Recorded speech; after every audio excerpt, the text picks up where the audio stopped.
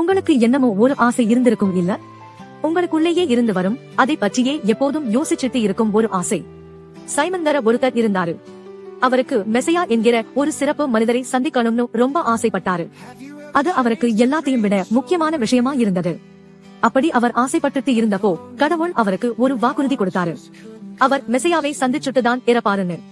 ஒரு நாள் மேரிங்கர பொண்ணு குழந்தை இயேசுவை அணைச்சிக்கிட்டு கோயிலுக்கு வந்தாங்க. அப்போ சைமனும் அங்கே போய் இயேசுவை பார்த்துட்டாரு. அவர் ரொம்ப சந்தோஷப்பட்டாரு. இயேசுவை அணைச்சிக்கிட்டு, இப்போ நான் மெசையாவை பார்த்துட்டேன், இனி நான் சந்தோஷமா இருக்கலாம்னு சொன்னாரு. இந்த கதை நமக்கு என்ன சொல்லுதுன்னா, நம்ம வாழ்க்கையில் என்ன முக்கியமோ அதைத்தான் நம்ம நல்லா செய்யணும்.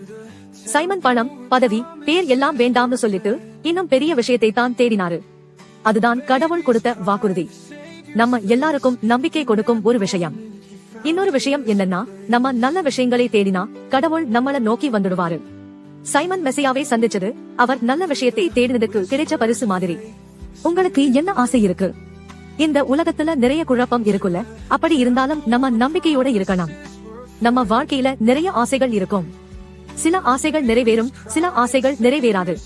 ஆனா உங்க வாழ்க்கை முடியறதுக்கு முன்னாடி உங்களுக்கு ரொம்ப முக்கியமான ஒரு ஆசை என்ன? அந்த ஆசை நிறைவேறியதுன்னு நீங்க சொல்லிட்டு சந்தோஷமா இருக்க முடியுமானா? அப்படி இருந்தா உங்க வாழ்க்கைக்கு அர்த்தம் இருக்கும். இயேசு நம்ம வாழ்க்கைக்கு பதில். நம்ம ஆழமான ஆசைகளை நிறைவேற்றி தருபவர். நம்ம இயேசுவை நம்பி அவருக்கு நல்ல விஷயம் செய்யணும். அப்போ இயேசு நம்மள நேசிப்பாரு. சைமனை பார்த்த மாதிரி இயேசுவுடைய கடவுள் பக்தியில் நம்மளுக்கு சமாதானம், நல்ல எண்ணங்கள், எப்போதும் போகாது போன்ற நம்பிக்கை கிடைக்கும்.